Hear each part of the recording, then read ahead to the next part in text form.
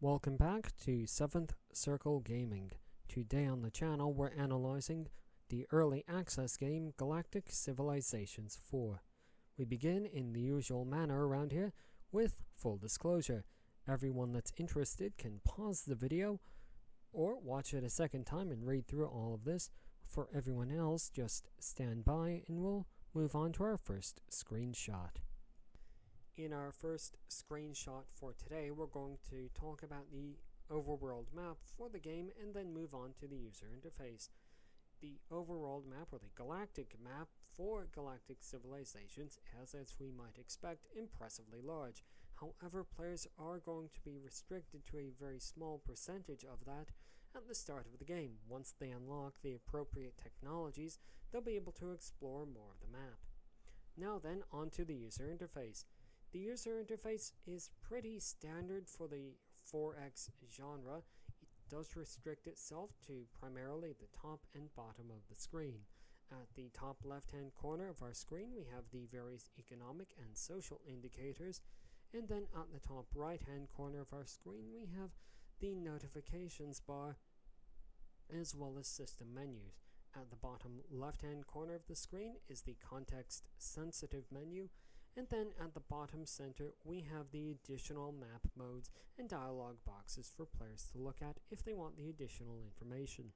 In our second screenshot for today, we want to share with you the opposite end of the spectrum from Galactic or Empire management, and that is managing individual planets. Provided the planetoid meets a variety of criteria, players are able to perform a variety of actions on the planet, all to gain additional statistical bonuses. These include assigning workers to a particular field or building improvements on the particular tiles that they're allowed to build on. Player agency is a major aspect of Galactic Civilisations 4.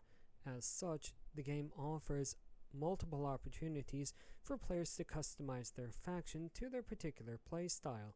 What we're looking at here is just one of the many avenues for that. The game calls them civilization policies, but we would call them, in other words, perks.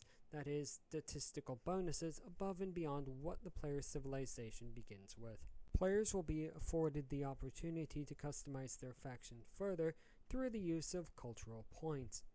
Throughout the course of a play session, the game will present players with various interjects. Depending on how the player responds to those interjects, they will gain a variety of what the game calls cultural points that can be spent to gain additional bonuses or shape their faction in a particular way, such as making their faction more totalitarian or more egalitarian in flavor. In addition to all of the other options for customizing a species or faction to the player's preference that we haven't had time to share with you today, the game also provides a research tree. What we're looking at here is just a small sampling of the different technologies that players can invest time and research points into unlocking. That's all the screenshots we have to share with you today, so we now move on to our first proper chapter, which is, as it always is, immersion. Here the game has earned a below average score of 5 out of 15. The majority of that score is coming from player agency and statistics focus. The game provides players with a plethora of statistics to examine and optimize, and frankly more options to customize their species or faction than we have time to share with you today.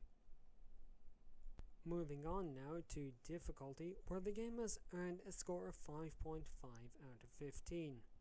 We will touch on some aspects of this later on in the analysis, but for now, let's move on to lasting appeal. For lasting appeal, the game at present has earned a 7 out of 15, just slightly below average. We don't have any additional notes on this chapter except to reiterate once again that this is an early access game, and so everything that we've just said is subject to change. So let's now move on and compile the overall score. Overall, in its present state, Galactic Civilisations 4 has earned a score of 5.83 out of 15, roughly equivalent to a 4 out of 10. The game can be expected to appeal to 4X strategy gamers or science fiction fans in general. And now onto some highly subjective statements, so please have your salt handy. The ship designer that the game has is frankly a pain to use, and we were very limited on the amount of parts that we could really use until late in the game. It certainly seemed to us as though the game was weighted against the player, as the AI enjoyed a variety of benefits, including faster research times and preferable start positions within the galaxy. Finally, apart from some aesthetics, there didn't seem to be a significant amount of faction-specific mechanics as we might expect, which we would certainly like to see in the future. And on that note, that is the end of the video. Thank you very much to everyone who watched all the way to the end. We look forward to seeing you on the next one. Do all the other things that the other YouTubers ask you to do. And from 7th Circle Gaming, goodbye.